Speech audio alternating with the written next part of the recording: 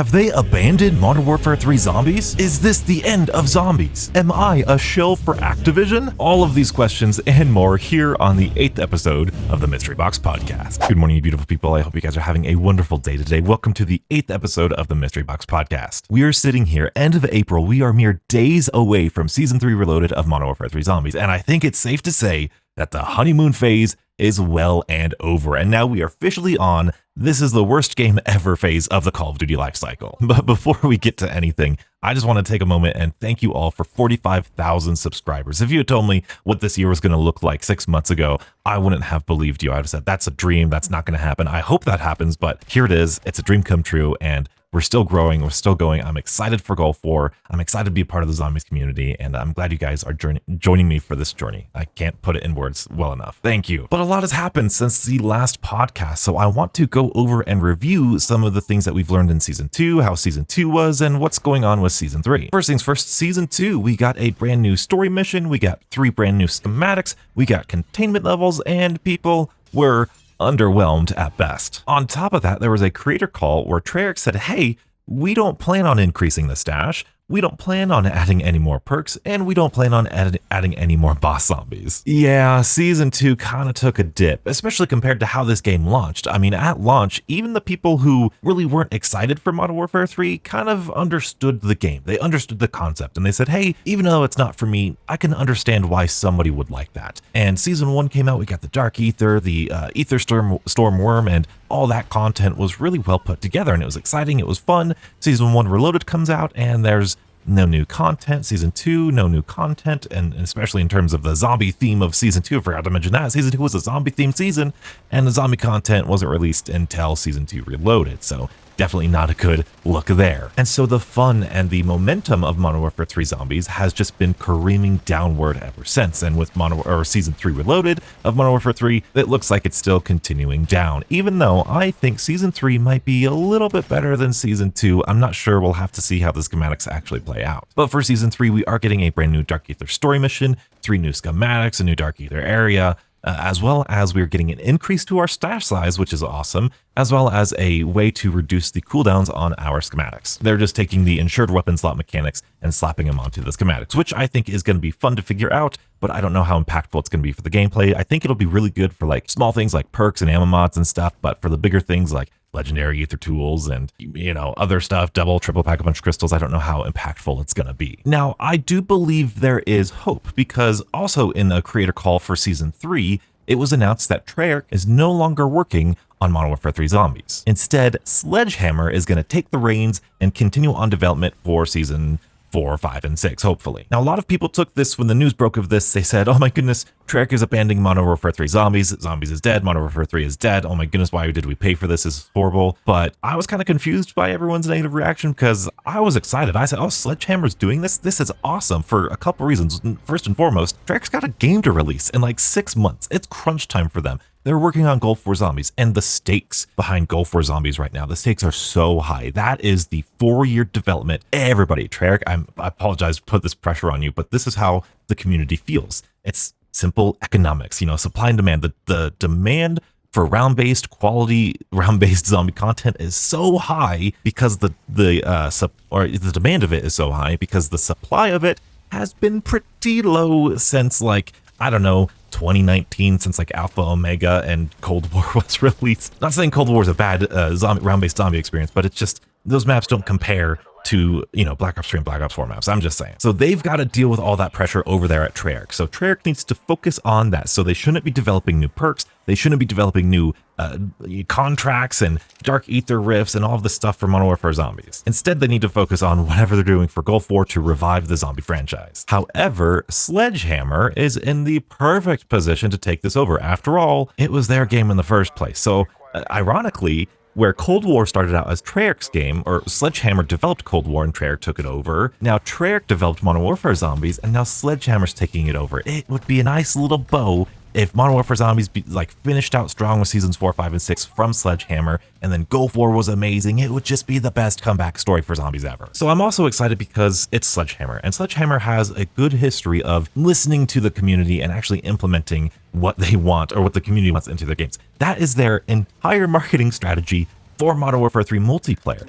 Modern Warfare 3 multiplayer was basically like, do you hate Modern Warfare 2? Do you wish there was dead silence? Do you wish there were red dots on the minimap? Do you want a slower time to kill? Let me introduce you to Modern Warfare 3. And then everybody bought the game, and from what I've heard, I think everybody basically loves Modern Warfare 3. I know there's like skill-based matchmaking and stuff, but overall, I think people are enjoying Modern Warfare 3. And so introducing a development team that actually has the time and the effort to put into this DLC cycle, I'm pretty excited for the future of Modern Warfare 3 Zombies. Additionally, when we look at that Season 2 creator call, when they said, hey, we didn't plan on adding more stash space, they immediately said, we're looking into it. They immediately listened. Even Treyarch does this too, a lot more than people think. They listened to the community, and here we are, one season later, just one season later, they said, hey, here's a stash size increase. Now, is it the unlimited stash that I want? Is it the 50 slots, the 100 slots that we all want? No, but I think their kind of philosophy behind this is just small little subtle tweaks. They're going to bump us in the right direction. I would still love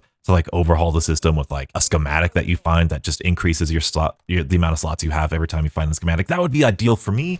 But what do I know? I'm just a player. I don't know. Plus, we're already halfway through. I think it's a little late for that. I think the perfect solution right now is just to tweak a little bit. Here's 20, maybe in the future where they give us passive upgrades, because that still might be on the table because it's Sledgehammer's working on it now. When we get passive upgrades, we can upgrade our field upgrades, our perks, and hey, now you can upgrade your inventory space. I don't know. That could be somewhere in the future. Or that could just be copium, and I'm just hoping for the best here. I mean, I was the one who thought Fortune's Keep was going to come in Season 2. Boy, was I wrong on that. But on the positive note, they are actually increasing the stash size. They are actually listening to us. So with Sledgehammer at the helm, maybe they do introduce Mule Kick. Maybe they do introduce another perk. Maybe they do introduce more boss zombies. And honestly, if anyone at Sledgehammer is looking at this and you're thinking about boss zombies or whatever, anything from the original Cold War would be just fine. I would love to see the Megaton. I'd love to see the Krasny Soldat. I'd love to see the Tempest or the Orda. I would especially love to see the Orda come back. I think that would be awesome. I understand the decision to not do any new boss zombies because of how close we are to Gulf War.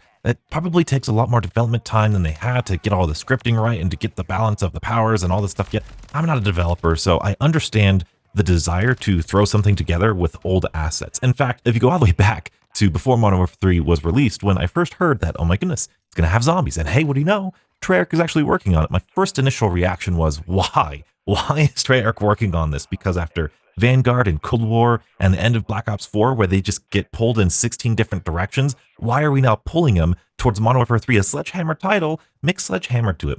Allow Treyarch the time they need to develop good round-based content. And this is a good step in that direction. This is a positive thing that Treyarch has stepped back. This is a positive thing that Sledgehammer now has the opportunity to use maybe a Megaton asset, maybe a Tempest asset, or an Orda asset, and reuse that asset from Cold War and create something more in Modern Warfare 3 Zombies. And thinking back, I really wasn't bummed about not having a new perk because genuinely, and this might be a controversial take here, the more I play Cold War and Modern Warfare 3 Zombies, the more I kind of don't like the Cold War perk system. I know that sounds crazy, but if you know me, if you know my channel, I am actually just a little tiny bit of a fan of the Black Ops 4 perk system. So yeah, it's kind of awkward, but I do like the Cold War perk system, but I feel like it's kind of bland at this moment. When you add in a new perk, I feel like it would just kind of be a little silly. I feel like it would look weird on the HUD. I feel like it would kind of be unbalanced. It's just, I don't know. And it wouldn't be as exciting. And I think that's my big problem with the perk system in Cold War. It's not exciting. It's not really engaging. It's just like, when are you going to buy all the perks? Okay, you're going to get all the perks eventually. So the order doesn't really matter because you're buying all these other stuff.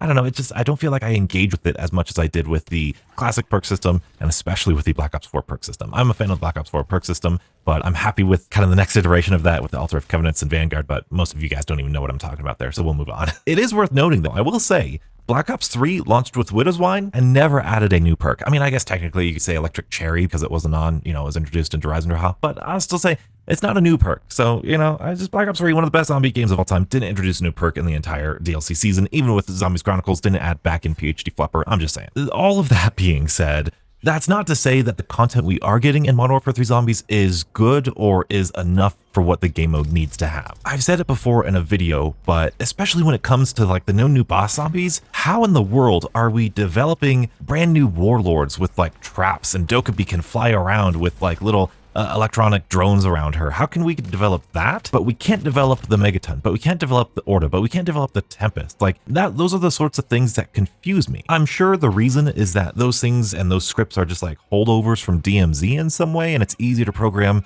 the bots and the mercenaries than it is the zombies. I'm not sure if that's true or not. That's the only explanation I could think of. But 9 times out of 10, and I've said this before, I would prefer a boss zombie instead of a mercenary warlord. Like if they had a Tempest on top or in the Legacy Fortress, that'd be fine. If they had the Megaton on top of the tower, so where, you know, the Megaton could like throw you off the tower or something, that would be super fun, super cool. And then on the island that they're introducing in Season 3, if you had the Krasny Soldat just roaming around, like that would be super sick. And I think people would engage with those way more than they engage with the Warlords that they do now. Even though I love that they added an incentive to do the Warlords by giving you a guaranteed wonder, and I think that's fantastic. I just think boss zombies would have been better. Additionally, I know I was really taken aback in Season 2 when we didn't get Fortune's Keep, and here in Season 3 we have not gotten Rebirth Island in Zombies either. See, in DMZ was introduced into Modern Warfare 2 in Season 1. Ashika Island was introduced in Season 2 of Modern Warfare 2, which tells me that DMZ was a mode that they had been developing for quite some time. They had put some thought into it. They retrofitted the Warzone maps and the Resurgence maps to fit DMZ. And so when we got Urzikstan and then Fortune's Keep and Rebirth Island, I thought, hey, we got zombies on Urzikstan. Surely, because what they did in DMZ, because of the forethought they had with Modern Warfare 3 Zombies, shouldn't we get zombies on Rebirth Island and Fortune's Keep? Well, here we are 3 seasons later or 2 seasons later, and that's not the case. Now, I guess to be fair, they could surprise us with that at Season 3 Reloaded, but I doubt they will. I feel like that's one of the things they would definitely put in their blog posts, and I don't know, sometimes they don't put everything in the blog post, like the containment levels, like the increase in stash, like the decrease in, or the reduction in schematic cooldowns and all that stuff. But really, these are the tiny little details that just build up and become this bigger issue. And I think that's what's going on here with Modern Warfare 3. You see, a lot of people are saying, oh my goodness, this game is dead. They're ruining this. There's so much wasted potential. And I'll agree there's a lot of wasted potential at the moment, but I also get a lot of people saying, hey, Donuts, how can you be so positive? Why are you so positive? What's going on? Are you a shill for Activision? First of all, no, I'm not a shill for Activision, but I think a lot of it comes down to perspective. Like I said earlier, when Modern Warfare Zombies first launched, it was pretty darn well received. It was kind of like a I told you so moment. I had played DMZ, I understood DMZ, and when I heard zombies would be like DMZ, I thought, oh my goodness, this could work really well. And when the game released, you had all these 3-act story missions, you had all these schematics and all this really fun stuff to do with the different tiers, the different threat levels, all the different weapons, all the different things you could do. It was really fun. And with every single update, technically speaking, we had a great foundation, and then with every single update, they added on to it. And Season 1, the content, they added it, they made it better. I love the Dark Ether stuff. In Season 2, I love the containment levels. I love mag of holding. I love that stuff. In Season 3, I'm gonna love that increase in stash size. I'm gonna love the reduce in schematic cooldowns. I think that's gonna make the game better. So every single DLC, every single update, they've made the game better. Now, in terms of potential, like the potential is way up here and they are not capitalizing on it. I don't think it's the direction I would have taken. That's not the focus. These schematics and the Dark Ether rifts, that's not the focus that I would have done, or it's not the only focus I would have had. I think there's way more that could be more efficiently in terms of quality and content. But overall, looking at the black and white,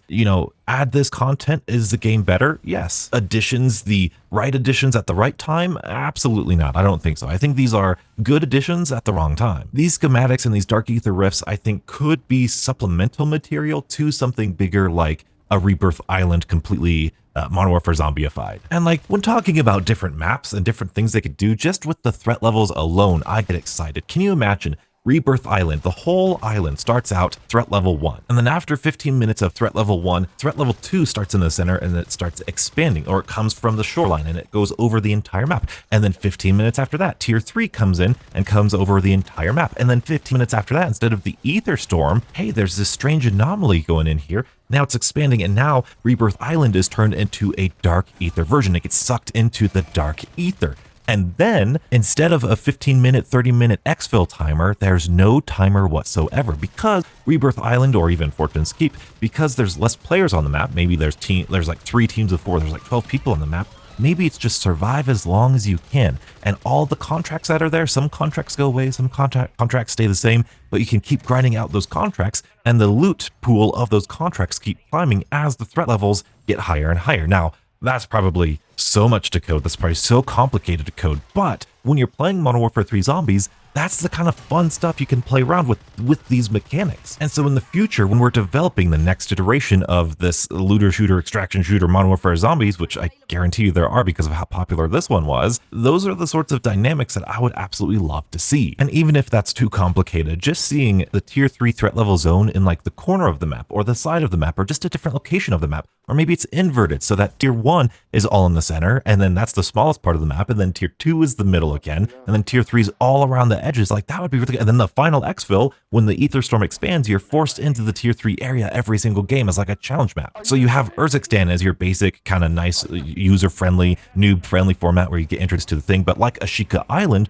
was a much more heavily PvP than Al Mazrah or Vondel. Like how Vondel was a lot more bot-focused, mercenary-focused, combat-focused than Al Mazrah was. You get these different dynamics. So you have a map where tier 3's on the edge and it's a lot more challenging. And oh my goodness, I've got to survive tier 3 every single game. It's a challenging map, and it's just, there's so much they could play with this mode. So really, when I say the potential of Modern Warfare 3 Zombies and this looter extraction shooter thing is out of this world, it really is. I cannot imagine them not capitalizing on this in, if not Gulf War Zombies, then definitely the year after that. And who knows, with Sledgehammer taking the helm, maybe we will see Rebirth Island and Fortune's Keep as different maps. Maybe just plain vanilla, not anything crazy like I just said maps, but maybe just normal maps. But again, that might just be me being positive. And again, you might be asking, Donuts, why are you being so positive? Well, let me tell you a story. I believe the year was 2016 and Infinite Warfare Zombies was released. People really adored zombies in Spaceland. There's a lot to do, people liked it.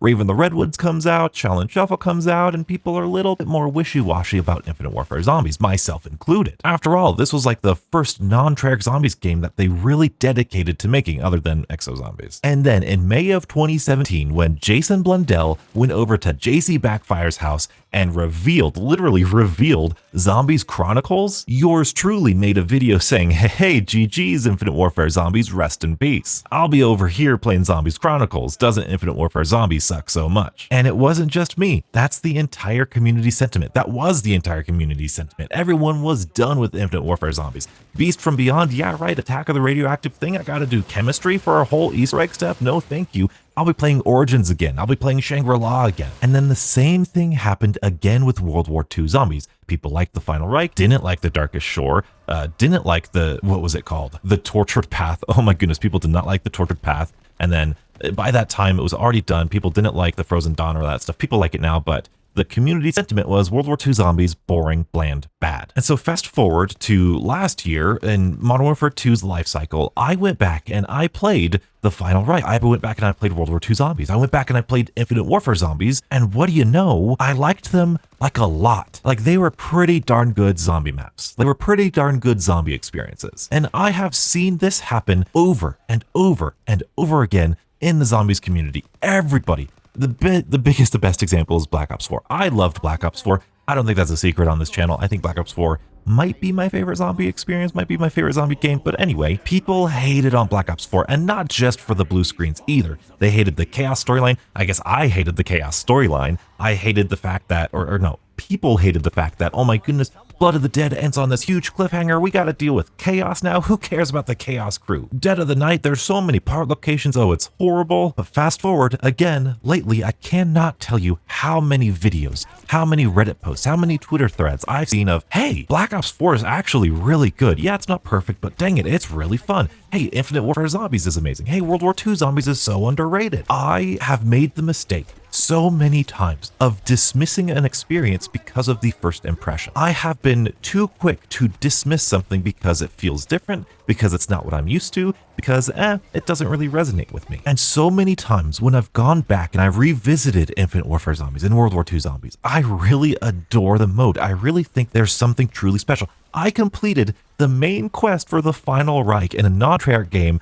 And it was fun. It was so fun. I immediately wanted to do it again. And I just thought to myself, how many experiences have I lost out on? Have I dismissed altogether just because mentally there's this barrier that I have in between it and my enjoyment? What would happen if I took things for what they were? And that's what I want to do moving forward. That's what I am doing with Modern Warfare 3. I think you guys would be surprised to see where Modern Warfare 3 ranks in terms of my enjoyment of all of zombies. It's actually not that high, but I just really like zombies, so that means quite a lot for the zombie mode. I rank a lot of things really high in zombies, but I no longer want to miss out on something that's genuinely good just because of any sort of weird expectation or weird perspective that I have going into it. When I go in with an open mind, and especially this is something also true, without the context of it being the current zombies thing, I think we are a lot more objective and we take things for what they are a little bit better. The zombies community, and really any big online community, tends to take the newest update and project that into the rest of that entire thing's franchise. When Zetsubo no Shima came out, everybody hated it. There were big YouTubers who were like, this is worse than Transit. Oh my goodness, it's the worst thing ever. Gorod Krovi comes out, Zombies is saved. Revelations, the Easter egg, oh my goodness, Zombies is dead. Then Zombies Chronicles comes out, oh my goodness, Zombies is alive. Like, we just ride this constant roller coaster of emotion, and I said, I want to get off. I want to get off that emotional roller coaster. I want to figure things out for myself. I want to play it unbiasedly, and I want to come up with my own conclusions. And a big reason that I did that was because of Black Ops 4 as well. I went into Black Ops 4, I took it for what it was, and I understood what it was for the developers and what it was trying to accomplish. And because of that, I think that's why I adore and love Black Ops 4 so much. And like, isn't that kind of the point of video games? Isn't that why you're here? Isn't that why you're watching me right now? Because you're passionate and you want to enjoy it? I retweeted the season 3 Reloaded trailer they did for Zombies, which I think was like miles better than the season 2 trailer that they did for Zombies. It was really intriguing. I love the new Dark Ether stuff, and that's what I retweeted. Don't follow me on Twitter. I'm not a good tweeter.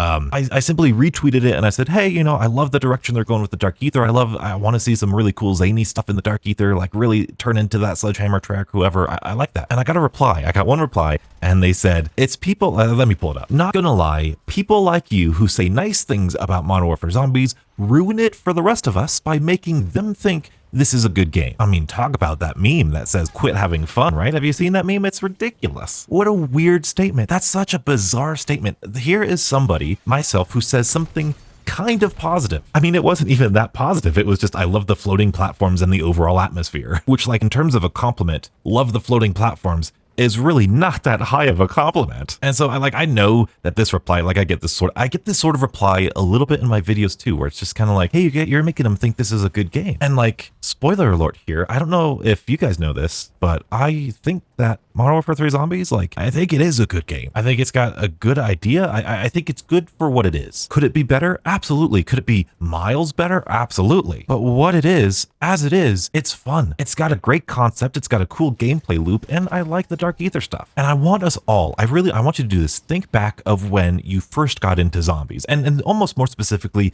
when you got into zombies on YouTube. Was it Pat? Was it The Smith Plays? Was it Mr. T Lexify? Was it Milo? Was it Rat Austin? Was it Johnny J25, MC Sports Hawk, or Syndicate, or whoever? Think about what you enjoyed about their content. Why were you drawn to them? Did you like their content because they hated the game, because they were critiquing the game and, oh my goodness, this sucks, that sucks, that sucks? Or were you drawn to them because they were passionate about the game? Were you drawn to them because they enjoyed the game and they wanted to share the things about the game that they enjoy? I know when I first got into zombies, I remember watching people react to like the buried last final end cutscene, or the end cutscene, if you could call it that, the ending of the whole zombie storyline. People were freaking out. I remember watching reactions to Black Ops 3 Zombies and seeing everybody's reaction to like the PPSH. It was so much fun. Now you might be saying, well, Donuts, of course they're going to react that way because the game was good. And while that's definitely true, I think the quality definitely is a lot higher than it has been in quite some time. I don't think that's the only piece of the puzzle. The Smith Plays, Pat was recently, a couple months ago, was on the Irrelevant podcast hosted by MC Sports Hawk and JC Backfire.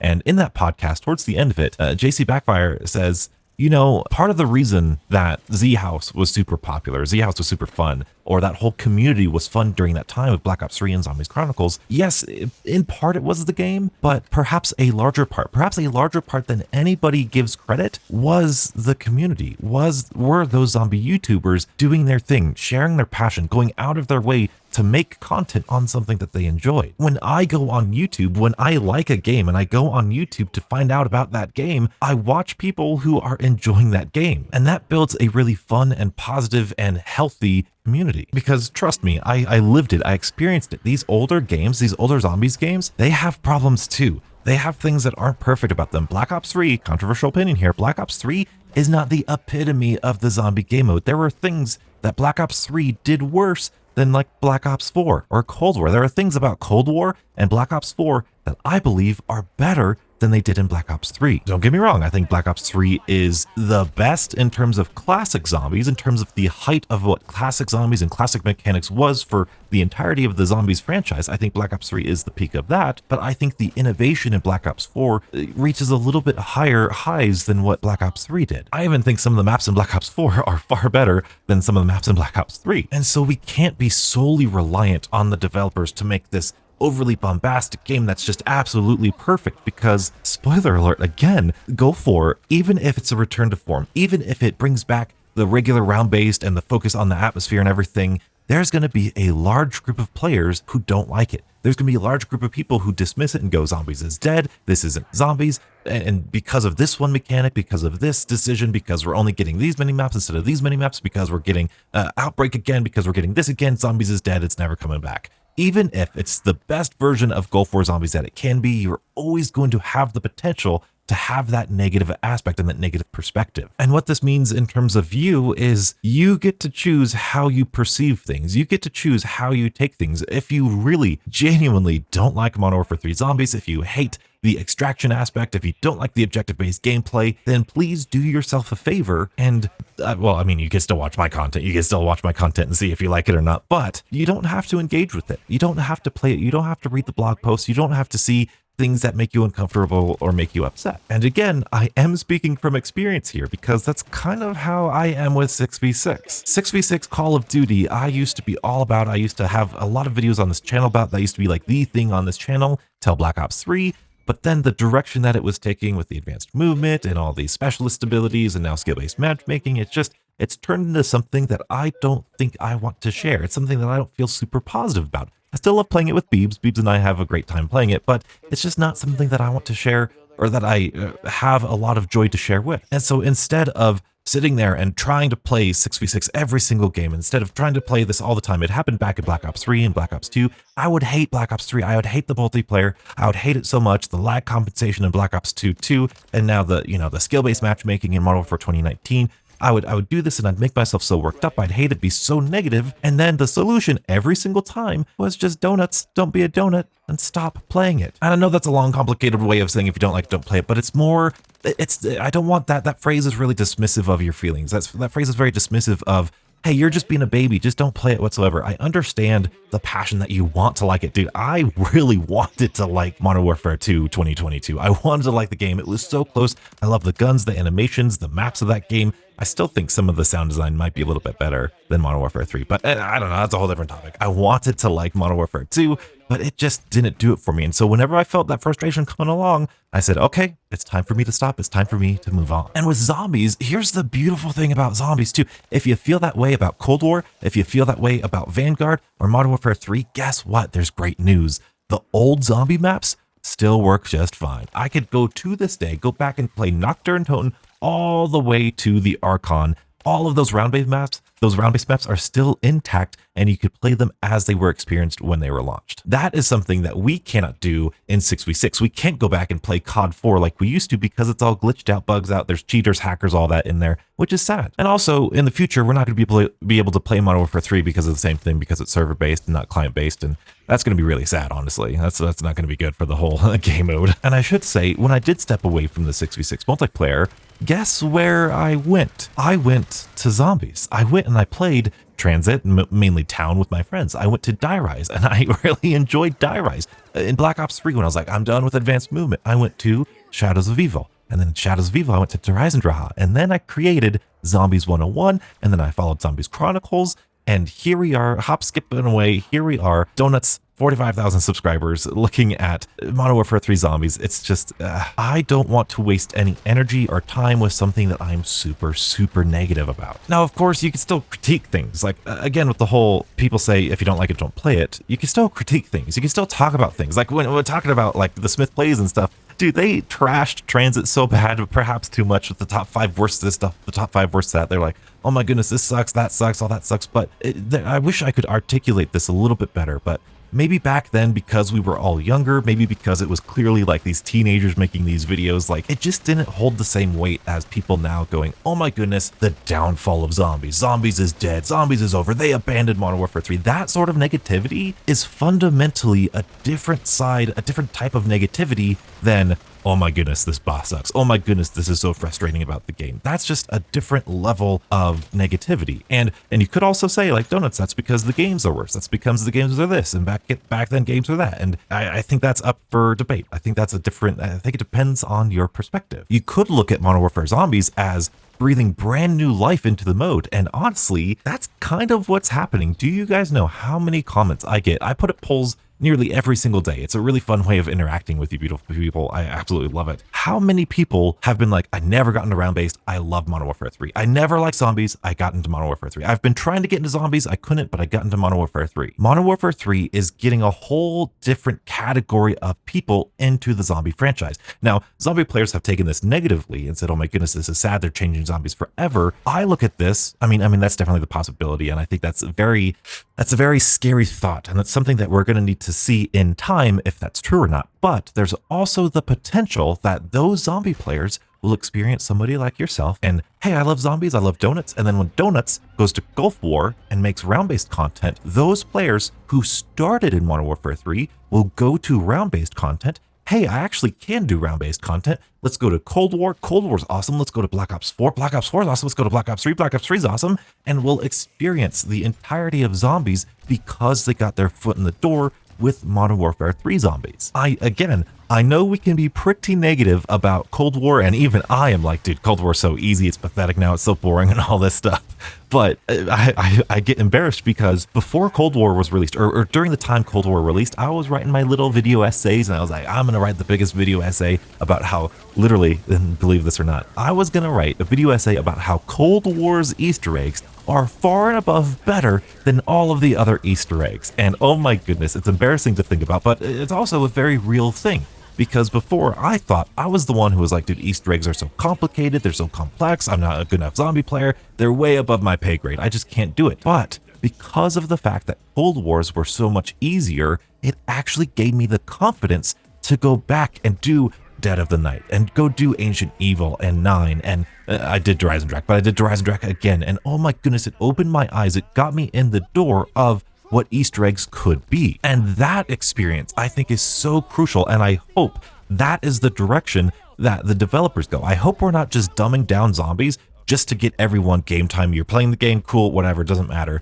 I hope we're lowering that skill floor, but maintaining that skill ceiling with certain Easter eggs and side quests and steps and all that stuff like that. Now, unfortunately, Cold War, I think we did definitely lower that skill ceiling, so you can only get so good in Cold War, like, it's a pretty darn easy game. I wish there was more of a challenge, but Modern Warfare 3 Zombies, with the Dark Ether stuff, with the giant worms, it's a little bit more challenging, so I like that direction. Modern Warfare Zombies, I think, has a wider range of challenge than we've ever seen, or maybe not ever seen. I think Black Ops 4 holds the key for the range of challenge here, but it's a valiant effort, and I think it might have been a conscious effort by the developers to make something a little bit more challenging for the hardcore players, but also something a little bit more accessible, like Tier 1, for the more new players. I think about zombies a lot. Can you tell? It's just in my brain this whole time because there's so many things that I could talk about, but I understand, like, it's a frightening thing to think about, that, hey, we're lowering the barrier of entry, we're letting in all these easy players, these casual players who want everything easy. Is that going to corrupt the authenticity and the challenge and the fun of what the zombie mode once was? And I think that's completely fair to do. And that is worth a whole different podcast. In fact, I did a whole podcast on the difficulty of zombies. Be sure to check it out in one of these corners right here. I think it's this corner over here. Be sure to check that out after this podcast, or just play the whole playlist of this podcast. But all of that being said, there are a select few commenters in my comment section. Yes, I do see you. I do recognize you. that seem to come into my comment section, not maybe not maliciously like against me, but they will say these really negative things about Modern Warfare Zombies, how it's not real zombies. And that's fine. Express your opinion whatsoever. I don't really care as long as you do it professionally, which is the problem, because they will also bash other people who like Modern Warfare Zombies. They will demean other people. Oh my goodness, you're stupid because you like this thing that's not even real zombies. How could you like this thing? It's not even zombies. You're stupid because you like this thing. Now that sort of thing, you will see me remove comments for that reason, because I don't want any part of that on my channel. Like, we are here. You can have your opinion. You could be vehemently against Modern Warfare 3 Zombies. You say, this is the worst thing ever. I don't like this because this, and this. Whatever. I don't care. But also, isn't that exhausting? Isn't that so, like, I don't have the energy in my day to be so worked up about something so insignificant. If I see a group of 45,000 other players say, hey, who enjoy Modern Warfare Zombies, I don't have the energy to go out there and go, hey, stop having fun, stop enjoying what you're enjoying. It's not real zombies. It would be like if you don't like McDonald's, but then going outside of McDonald's every day and telling every person who goes into McDonald's, hey man, don't go into McDonald's, man. It's so bad. Isn't the burger so bad? Aren't the fries terrible? Isn't the Frosty machine always broke? Oh my goodness, isn't McDonald's horrible? It's just exhausting. And people who enjoy McDonald's, who are going in and out of McDonald's, they're like, dude, what's this guy? Why is he always so negative? Like, if you don't like it, you don't have to be here. If you don't like McDonald's, go to Wendy's. I like Wendy's. Wendy's is pretty good. But you don't have to be around McDonald's if you don't like McDonald's. This is a zombie podcast, beautiful people. Zombie podcast. And donuts, let's not pretend here. I'm saying this. Let's not pretend like I'm not on my high horse here. I know it may seem like I'm on a soapbox here, and I kind of am, but let me get off it real quick. This is something that I want to try. You will definitely, if you search in my comments history, if you search in my video history, there are definitely those times where I'm the dude standing outside of McDonald's going, why are you liking McDonald's? This is so stupid. This is terrible. Like I said, I made that video about Infinite Warfare Zombies. Like, oh my goodness, Infinite Warfare Zombies sucks so bad. This is horrible. I can't believe this. It's like, if you don't like it, don't play it. So please don't get it wrong. This is not me being like holier than thou. I've definitely done it. I've done it within the Modern Warfare 3 Zombies like history here. But it's something that I'm always trying to be better with. I'm trying to be better about how I perceive things and how I reply to comments, and I'm trying to be more professional, and I'm trying to be more open-minded to these things. And I know this is maybe a topic that comes up a lot, so I'll answer it here. Am I a shill for Activision? Does Activision pay me to say like nice things about the game?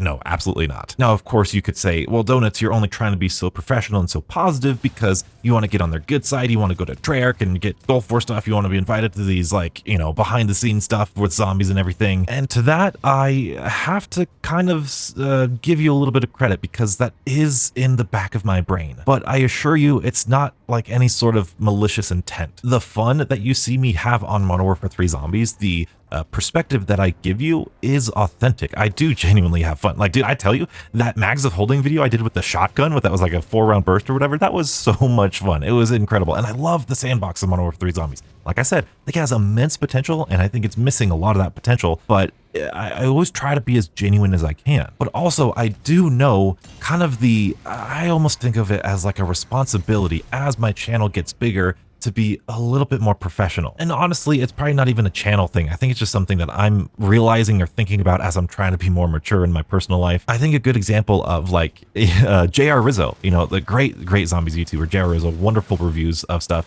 He had this really long Infinite Warfare Zombies review, and it was really negative, and it was kind of unfair to the developers. Not necessarily in terms of the fact that it was negative, but there were certain digs at developers, there were certain digs at, you know, how they developed and stuff. And that's besides the point, but something that changed his mind was he actually got an interview with some of the developers behind, I think, The Beast from Beyond. And it kind of changed his perspective. It made him a little bit more professional. It made him understand what that process is. And I think that is a very important piece of understanding when we get to this level of talking about either a game or a movie or a TV show or whatever. When you're sitting in your house at midnight making a podcast about a zombie game, you might want to consider how the developers feel about making that zombie game. Because I know developers watch these videos, maybe not my videos, but I know they can watch my videos. I know they probably do watch other videos in the community. And so if I were to say something like, the developers don't have any more passion, or the developers don't care anymore, or all of their talent is gone from Treyarch or whatever. Like, those sorts of things are, first of all, I think they're kind of baseless. I don't think there's a lot of evidence to that. And I think that is not the professional attitude that we need to have in our community. Because at the end of the day, we don't know any of the developers. We don't know anybody personally, and we are not there working on the game. We're not there with this, like, Activision is such a huge company and Call of Duty is so freaking big. I know we say 3,000 developers, why can't they do that? Sometimes 3,000 developers, like in my personal job, sometimes the more people you have, the less efficient you are. There is such a thing as too many cooks in the kitchen. There is such a thing as too many chiefs, not enough Indians. Like, there's that sort of thing. And I could definitely see that sort of thing going on in the Zombies team and the just Call of Duty team in general. Like, there are so many different variables that go on with the development side of Call of Duty, saying some egregious things like, oh, they don't care, they're not passionate, they don't care, they don't listen to the community. Those sorts of things feel unfair to the developers. And so it's that sort of talk that I'm trying to be very conscious of. Again, I've done it in the past. I've probably done it recently, then I've just forgotten about it, but it's something that I'm trying to be more conscious of now because, I mean, selfishly, and call me out on this if this is the wrong way to think about it, but I would be blown away. I would be so happy if I got invited to one of these creator calls. I'd be so happy if I got invited to go see Gulf War or early. That would be really, really fun. But also, I know that sort of relationship between content creator and developer needs to be a certain way. It needs to be professional. And I'm going to do my best to tiptoe around this and not really directly call anybody out because it really wasn't any one person's fault. But in that Black Ops 3 to Black Ops 4 transition in Zombies Chronicles, we saw the developers of Treyarch become really, I'm going to use the word intimate, with the Zombies community at the time. And they were really close. They were doing interviews. They were getting behind the scenes stuff. They were invited to all these things. And then when Black Ops 4 was released, a lot of the zombie community, I believe, became really unprofessional and said things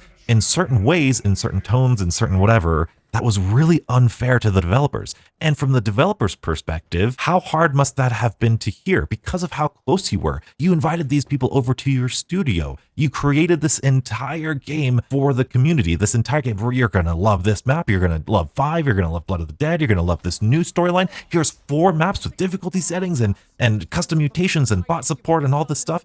And oh my goodness, you're getting all of this hate. It's like you invite someone over for Thanksgiving dinner and you have all of these plates and all of these dishes. And then, oh my goodness, like this one thing, this green bean casserole isn't exactly the way I want it. And why even invite us over for Thanksgiving dinner? It's you mean my weird metaphors again. I'm sorry. Zombie podcast. It's sort of similar to how if I make a video and one of you beautiful people comment, hey Donuts, like I like the video, but I would have loved to see this. Or hey, I was disappointed you didn't show this. That relationship, that behavior, that talk, that interaction, way better than Donuts, you're stupid. Donuts, how could you do this? You're such a scrub. Oh my goodness, Donuts, I hate you and I want to kill you or something. Sometimes when people talk passionately and they're aggressive and they're intense, we mistake that as standing up and justice and passion because we see that in movies. But when it's in real life, when good and evil and good and bad aren't necessarily black and white, the other person taking that can easily just dismiss you and dismiss your thoughts because, oh my goodness, you're being way out of line, you're being egregious and erroneous, and you're just being crazy out of control, so I'm just going to not listen to you. Like, when I get a comment that's super like that, like, Donuts, you suck, Donuts, this and that, I go, blocked, whatever, removed, and I don't even think about you because you're not worth thinking about. So when the community didn't do anything that bad in Black Ops 4, at least the YouTube community that I can think of. But I think there was that hint of personal and professional relationship hurt. And as much as, yeah, Black Ops 4 wasn't what we wanted it to be. Yeah, Cold War's not what we wanted it to be. And Vanguard is, Vanguard. As much as like the developers have their role to play in the state of zombies right now, I think that the community also has a part to play. And when two parties like the zombies community and the developers seem kind of tense right now, I think it takes somebody to stand up and to wipe away the sins of the past and to extend that olive branch and go, hey, let's try again. And so that's kind of in the back of my head of, I want to try again. Hey, you know what? I want to interview people at Treyarch. I want to go back behind the scenes and really talk to them and see how they're developing stuff. And I want to have that close relationship with them again because that was really fun. That was one of the best parts about the community. I mean, it's nuts. It's absolutely crazy to think about that one of the biggest PlayStation DLCs of all times, one of the biggest DLCs of all time, Zombies Chronicles, was first revealed in a a YouTuber's apartment for college that he had like 100,000 subscribers. Not Noah J, not I forget who else, Mr. Dalek JD at their place and where they had the most subscribers. No, it was JC Backfire's house. Now, of course, that could have been just Jason Blundell personally with JC Backfire and their little history or whatever. I don't know. But I think that goes to show you, I know it wasn't just Jason Blundell's idea. I know that had to have been approved by the team at Treyarch. And that's just so fun. I want that style of community again. And we don't get there by constantly bashing the developers and questioning the developer and oh my goodness this and oh my goodness that and scrutinizing them for every little detail. Again, we could talk about the bad stuff. I feel like I talk about the bad stuff all the time. I feel like I talk about this could be better, I want this could be better. I feel like I talk about the bad stuff a lot. It's just the tone and the way we talk about it that matters a whole lot more than I think a lot of people think. And of course, there's a lot of young people on YouTube and heck, back in Black Ops 4, those classic zombies YouTubers, they were children, they were kids, they were teenagers in their young 20s, early 20s. Like, that's still really a volatile age to have a professional relationship. They were just out of high school, just out of college. You know, I don't know if any of them had like a real job. I'm sure I remember some of them do. But handling that sort of business professional culture was completely different because all they had known was like YouTube and school. Again, I'm not like bashing anybody. I'm not trying to like talk down about the zombies community and oh my goodness, you know, Black Ops 4, them quitting in Cold War and the state of zombies is the community's fault, but I do think I feel like it's a piece of the puzzle, albeit a small piece of the puzzle, but moving forward, I don't want to be a part of that puzzle. I want to be a part of the solution. I want to be a part of the, hey, if something sucks, like, I'm going to tell you. For example, the Sergeant's Beret that we're getting in Season 3, I don't think I'm going to use. The Bloodburner bike, I think it's glitchy, I think it needs patching, and it's just not the best schematic. And I think we need to refocus on what DLC content we're working on for Modern Warfare 3 Zombies. I don't think we're going in the right direction right now, but I think we can get there. Developers are pretty darn smart. They're pretty darn good at their job. Because believe it or not, I think the developers listen to the community far more than you believe. I was, and I guess still am, a big fan of Game Theory. I mean, we all know Game Theory, Matt Pat. I watched his last Game Theory. If you haven't already, please go watch it. It's great. But his last Game Theory was on Game Theory, and not his channel, but the idea of Game Theory. And it's really complicated, it's a lot, but it's basically about we are stronger together than we are apart. And it takes a little bit of trust, and it takes a little bit of risk to say, hey, I'm going to trust you. Hey, I'm going to partner up with you. But I think that's a very important piece of our mindset as we go into these sort of troubling times, like with Vanguard Zombies and Modern Warfare 3. And a great example of good game theory is the stash size increase. Treyarch said, black and white, we were not expecting to increase the stash size. We're going to look into it. So that means there was a point in time where they said, nope, we are not going to increase the stash size. And then between Season 2 Reloaded and Season 3 Reloaded, something happened that said, hey, we are going to increase the stash size. Do you know what happened was? Do you know what it was? It was us. It was the community. We said, hey, can we have an increase in the stash size? Pretty please? And they said, you know what? Okay, I'll give you another example. When Vanguard released, they went with the War of the Dead style map. They said, hey, this is like Outbreak 2.0, mini Outbreak, whatever you want to call it. This is the thing we're developing for the entire year. And the community said, this sucks. This ain't great. We don't like this. Can we have round-based, please? And you know what they did? They said, hey, you know what? We had to redesign everything for this brand new Modern Warfare engine, but you know what? Here's a round-based map. Here's another round-based map because they listened to the community. We said, hey, can we have a reduction in schematic cooldowns? They said, yes, you can. Going way back, Black Ops 3, one of the biggest things about Black Ops 3, like I said, didn't have any new perks. Black Ops 4 said, new perks? How about like 18 of them, 12 of them, 15 of them? So many new perks in Black Ops 4. In Black Ops 3, oh my goodness, Gobblegums are so overpowered. Perkaholics incredibly overpowered. I hope the Gobblegums in Black Ops 4 are a lot more balanced. Hey, Black Ops 4, your elixirs are incredibly more balanced than Gobblegums were. In Black Ops 3, everyone said the zombies is so confusing, it's so complicated. Black Ops 4, here's custom mutations. Here's 4 separate difficulty settings. Here's bots. You can go in with bots to make the game easier. Cold War, Onslaught was not as good of a mode as it was when it first launched. And then community said, you know, Onslaught kind of sucks. I wish there's a way to do this, and that. Treyarch said, you know what? Here you go. Here's chalices. Here's legendary rare items that you can get. They listened to the community. All of these instances, and believe me, there's so much more. Like Vanguard, we didn't like the dialogue in Cold War. We didn't like the operator. So in Vanguard, dude, those gods, those things, the art style of Vanguard, like there's so much about Vanguard, the little tiny details that they wanted to not overcorrect, but to correct about Cold War Zombie. And all of those are just evidence to me of good game theory. It's, hey, they want to work with us. They want to make us happy. The good game theory at the end of the day is, I believe, and this, I don't know if this is controversial or not, but I believe the developers who develop zombies want to make a fun zombie mode. And I believe they want to make the best zombie mode that they can. Now, from there, we could have a really cool and interesting conversation about what the best zombie mode looks like and what the most fun zombie mode looks like. That's when we could go into our top 5 worst boss zombies and our top 5 worst maps. That's when we could talk about those details, but with the assumption of the developers want to create the best experience. Is the best experience with an attachment that's so powerful that it's more powerful than all of the weapons in the game? Or is the best experience maybe nerfing the flamethrower a little bit so that the actual weapons and the actual meta is as it should be and a little bit more balanced? It has absolutely nothing to do with whether or not the developers hate fun. I think that's the most ridiculous thing. Every time I make a video about something good in Modern Warfare Zombies, better watch out, Treyarch hates fun. Oh my goodness, they hate fun. That's the most ridiculous thing to say. The developers want to make a fun game. And even if it doesn't affect anybody else, even if it doesn't affect me, having the flamethrower, I'm going to just spark up all of these conversations again. Oh my goodness.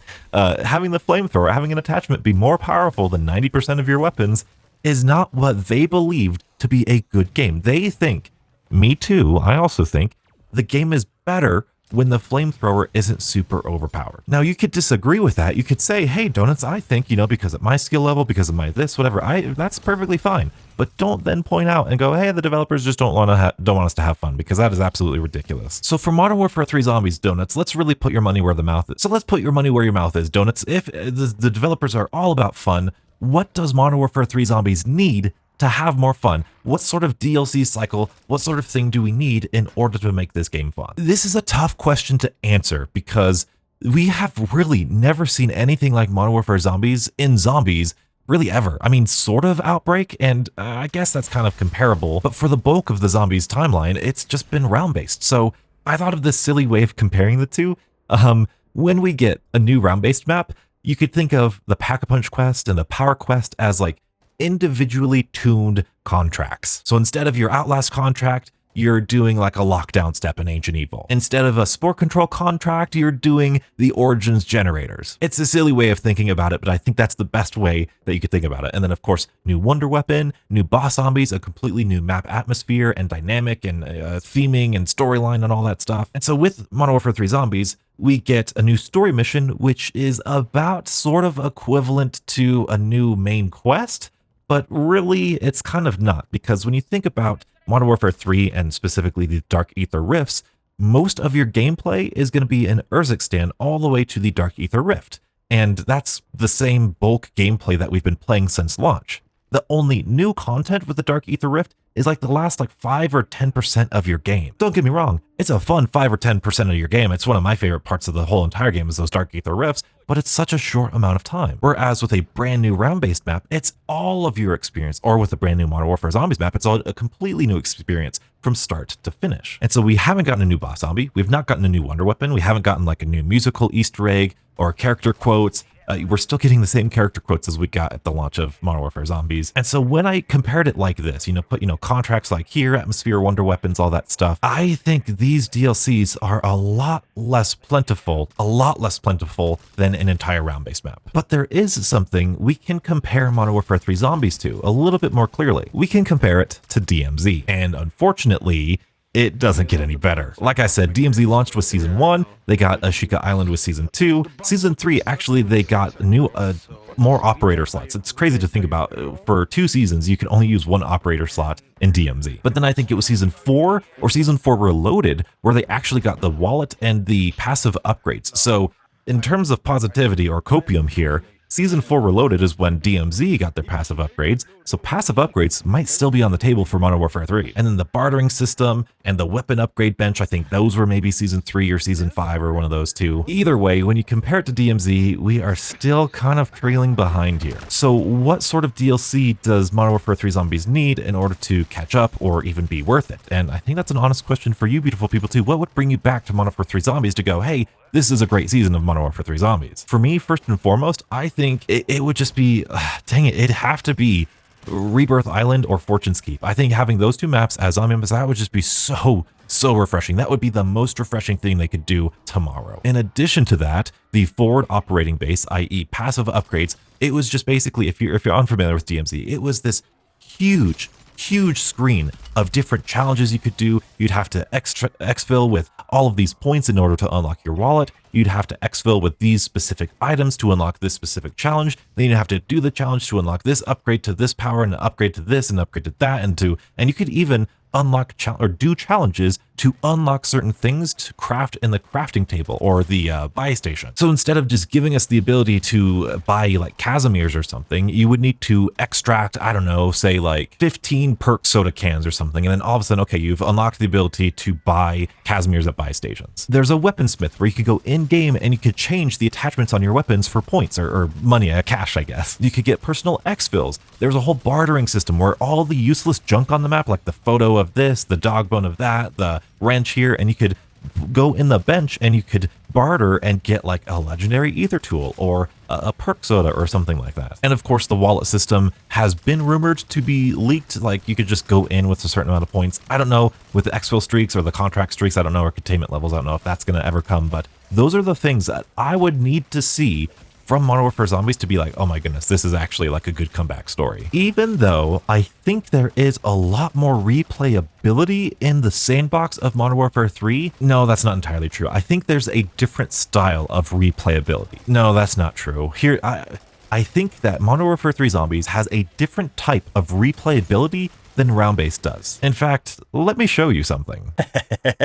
You're not the only one that has a whiteboard, Waffles. Plus, we all know that it was Rad Austin who was the original zombie whiteboard YouTuber. Now, I hope I can frame this right here. So as you can see, down here we have a zombie player's playtime. The further right is the longer amount of time played. And on the top here, we have player progression. So it would be like starting out with nothing and then getting your perks, getting your pack-a-punch, getting the legendary ether tool, getting your wonder weapon and all that sort of good stuff. With a normal round-based map, your progression is pretty quick. You go really far through the progression pretty quickly. That's a terrible line. There you go. It's a little bit smoother. Your playtime, you're going to progress through the progression of zombies, usually within one game, which usually takes, about maybe an hour, maybe even a half hour to get set up. Now with Modern Warfare Zombies, your progression is honestly a lot slower and it takes a lot more time. You're going to be spending days, hours and hours and months of grinding schematics and containment levels. And you could see that you're probably going to be spending a lot more time getting all through the progression of Modern Warfare 3 Zombies than you would with just a simple round-based map. And so this is really the dichotomy of these two zombie modes. This makes me feel like Wilson from Tool Time. I don't think any of you got that reference. But when Modern Warfare Zombies players say, hey, how could you like round-based? It's such a short playtime to get through your progression. With Modern Warfare Zombies, you can do all these things. You do, containment levels and schematics and all this stuff. They're right in terms of like, hey, Modern Warfare Zombies has a little bit more replayability than round-based. However, round-based players will be able to go through this progression and then on the very next game, maybe it's a different map. Maybe this is Gorod Krovi and this is Shadows of Evil and then this is 9. They go through a whole other progression in a completely different way. Not only that, round-based players, when they're up here on the top of the player progression, the next game, they can go all the way back down to nothing. And the whole point, one of the biggest reasons that players love round-based is to experience that progression from going from absolutely nothing to all kitted out at the end of their game. In fact, Cold War Zombies and Black Ops 4 Zombies, that was one of the main criticisms, was that you start off too strong. And one of the biggest things about Modern Warfare Zombies is people were worried about, hey, you're going to start off with legendary tools and pack-a-punch crystals. You're going to start off too strong. But because of the different dynamic of Modern Warfare 3, starting off strong is actually part of the game because you're slowly progressing through the game over the course of many matches. Now, the problem with Modern Warfare 3 Zombies, in my opinion, and this is something that more and more people are going to experience as the game gets older and older, the more you play Modern Warfare Zombies, the more you progress through, the higher you get here. And the problem is, round-based, once you're here, you just fall back down here. But in Modern Warfare Zombies, like where I'm at right now, once I have all the schematics, I've done all the Axe story missions, I've got good containment levels, I've got a good stash, there is absolutely no way for me to return to zero. There's absolutely no way. And you know what? I even tried. I tried to get a new account. I tried to buy Modern Warfare 3 Zombies again on a new account. Can't do it. You need like a different phone number, and I only got the one phone number. So I can't reset my stats. There's no prestige system. I am perpetually forever stuck at this high note right here. I cannot feel and experience the joy of finally getting the epic ether tool. I cannot re-get schematics. I cannot complete the act story missions all over again in Modern Warfare 3. All of that content is done. So while you may look at this and go, hey, Modern Warfare 3 Zombies has a lot of replayability because of how long this progression takes, fans of round-based, myself included, would argue that round-based maps have more longevity to them. We are always going to be able to play Shadows of Evil from the start to finish every single time whenever we want to. Not to mention, you could have different types of runs in round-based zombies, just like you can have different types of runs in Modern Warfare Zombies. I've played games of Gorod Krovi where I get every single thing upgraded, I get every single thing, that the map has to offer. I've also played games of like Dreisendraha where I don't even get the bows and I don't even do the Easter egg, and it's just, I just want to play Dreisendraha. There's many different ways of playing all of these round-based maps, just like there's many different ways of playing Modern Warfare Zombies. I'm gonna put this down, I was getting ahead. But there's also a more philosophical or psychological problem with Modern Warfare Zombies as well. Modern Warfare Zombies is built around rewarding players for doing things. And I see a lot, especially around DLC time like we are now. Hey, this is great content for like a day. It's great to go into the dark ether and to get all these schematics, but I did it in like a weekend. Now I'm done with the game, which is always strange because there's so many YouTubers out there making content on these years old zombie maps. So what is it that is motivating players to play round-based maps just for fun rather than playing Modern Warfare Zombies just for fun? And the problem is the reward system. Modern Warfare Zombies rewards you for everything. Take the Red Worm. The Red Worm is, like I say, one of my favorite boss fights in all of Zombies. Just the worm in general is one of my favorite boss fights in all of Zombies. Once people get all of the schematics, they are less likely to play and to beat the Red Worm because, hey, I've got all I needed. There you go, I'm done with that piece of content. But then when you look at something like Outbreak and you have like the Tempest boss fight and that whole entire Easter egg, there was no reward at the time for completing that Easter egg. I think you got like the big, super Easter egg at the end of the Cold War's life cycle, but there's really no, like, you don't get anything for it. Yeah, you get a cool cutscene, but as with all of the other Easter eggs in round-based zombies, it doesn't give you this really huge, powerful, overpowered thing. Some of them would give you Perkaholic for the rest of the game. Some of them would give you like permanent Perkaholic, but ultimately, the reason to do the main quests in round-based maps is because the gameplay is fun. Whereas the primary motivating factor to beat the Red Worm or go do the Dark Ether is because you need something out of them. You need a schematic, you need an item, and you need something. Now, that's not necessarily a bad thing. I know all the round-based people are like, yeah, exactly, you should just play it for fun. And don't get me wrong, you can still play for fun. I do it on the channel nearly every single day. I play Modern Warfare Zombies for fun, but that's not how the game is designed. The game is designed to give you rewards all the time, which is why way back when I said I think the stash should be unlimited, because the whole purpose of the game is to get those things. But it's the pros and cons. If the whole game is about getting those things, and at a certain point you have a limited stash,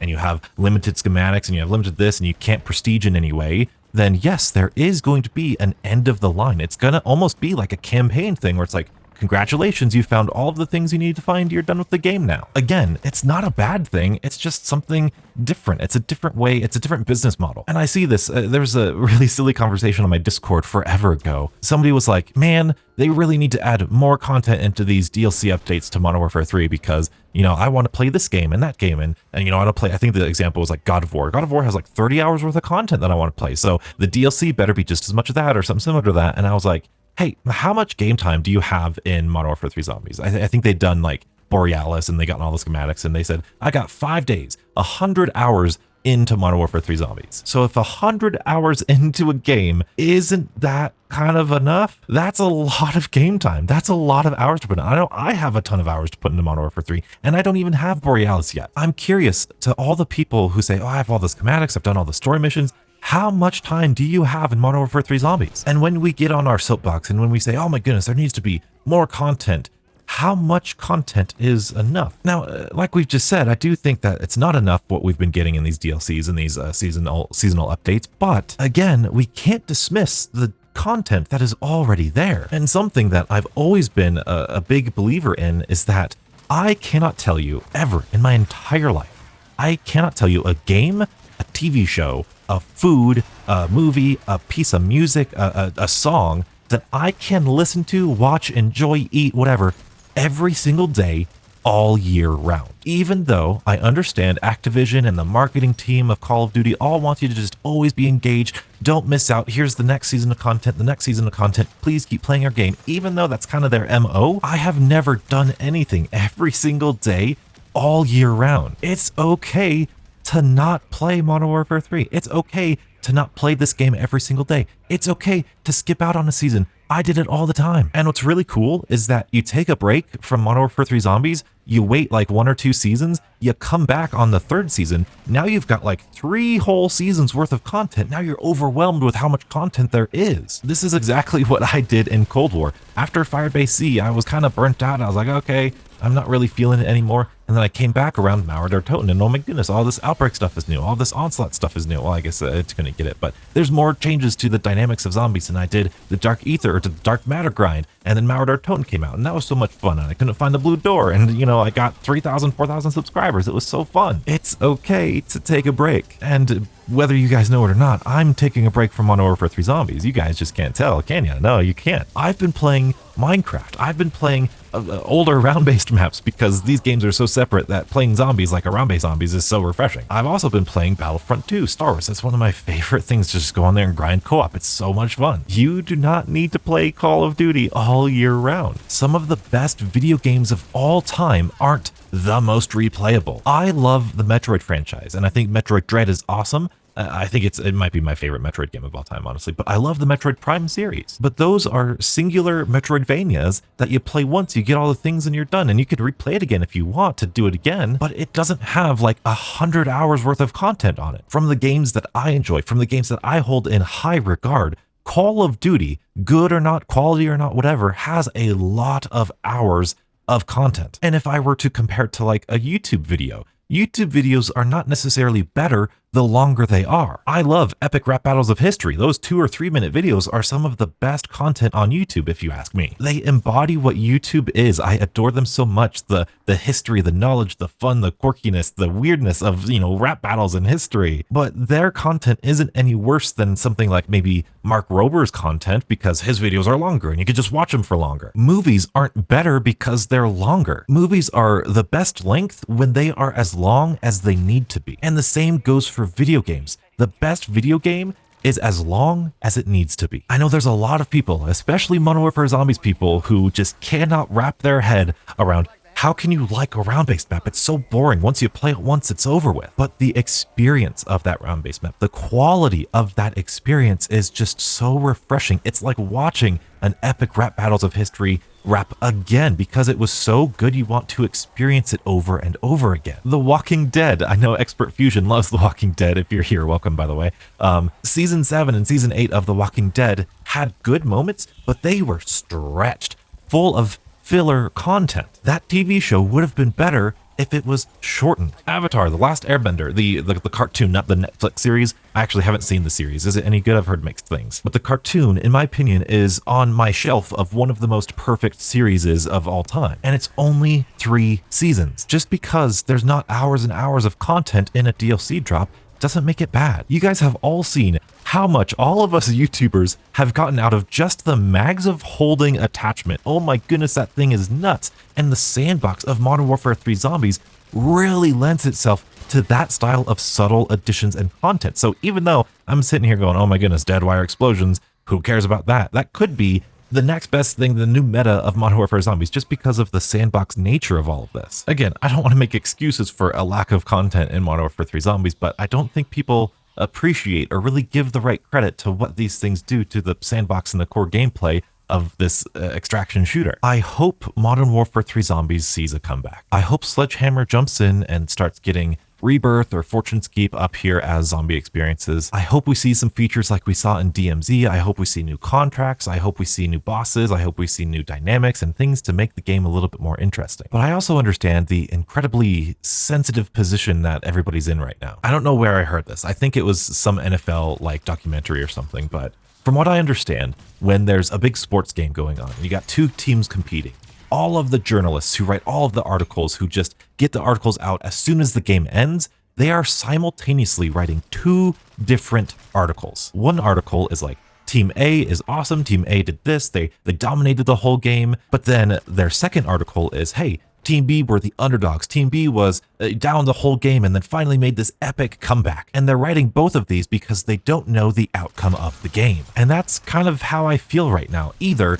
this is going to be part of this epic comeback of zombies. Oh my goodness, Gulf War releases. We've got this epic new mode, a bunch of round-based maps, a return to the form. Oh my goodness, this was awesome. I'm glad we survived. We came back from the dark ages of zombies. Or it's going to be more of the same, and it's going to be disappointing, and it's going to be lackluster and not what the zombies community needs. And it'll be the other story where, hey, this is where we see the decline of zombies. This is where we lost hope in zombies. This is where zombies really lost everything. There is a lot of pressure on Cold War right now. And I'll be honest, I don't think people are going to like Cold War at launch. There's just never been, even with the best zombie games, in my opinion, you know, Black Ops 3, Black Ops 4, even with those zombie games, those games started off super negatively, especially Black Ops 3. Black Ops 3 is the best example. Everybody says Black Ops 3 is the best zombies game out there, you know, a majority anyway. But I tell you, I was there. Everybody hated Shadows of Evil. Everybody was playing the Giant. Even the big YouTubers were playing the Giant. They said Shadows of Evil is too complicated, takes too long to set up all this other stuff. It took a while. And then in Black Ops 3, like Shadows of Evil, like a Margot would spawn every other round. It was super oppressive. The Gobblegums worked differently. I think if you like slid in Black Ops 3 on launch and you got hit by a zombie, you were like, you couldn't run away after you got hit. So when you were training zombies, you would get hit and you would start walking and it would just be like a death sentence. Like Black Ops 3 did not start off as the best zombie mode ever. It took a while to get there. And like I said, even after Zetsubo, people were like, it's worse than Transit, the zombies community's doomed, all that sort of stuff. So I know that no matter how good or great Gulf War Zombies may be, you're always going to have that small group of people who are the doomsdayers. I just hope that Gulf War Zombies is enough to revitalize the community. And honestly, I would love to continue being a part of that community. There's so much nuance and there's so many beautiful things about the zombie mode, and the zombie mode could be so much bigger than it is. And I think that's what Modern Warfare 3 Zombies really represents, is the zombie mode growing and expanding what we actually call zombies. I just really hope that Treyarch, like let's have Modern Warfare 3 Zombies and all of that stuff. Let's let that be the open world zombies. And because we have that pillar, let's really return to form. Let's really go back to round-based stuff. Let's really go back to no more operators. I guess you could still have operators, but let's go back to a set crew of characters, atmospheric HUD, atmospheric maps, atmospheric this, and really bombastic, really cool pack-a-punch quests, and really cool main Easter eggs. Like, I would love that so much. And I know you might think, oh, those Easter eggs are so difficult. Oh my goodness, the round-based maps are so overwhelming. They're complex, they're complicated, they're hard to get into. Well, don't I have the perfect podcast for you? The difficulty of the zombie mode is fairly bizarre, and it might not be exactly what you think. If you want to hear my extended thoughts on it, be sure to check out this episode of the podcast. Enjoy and stay beautiful.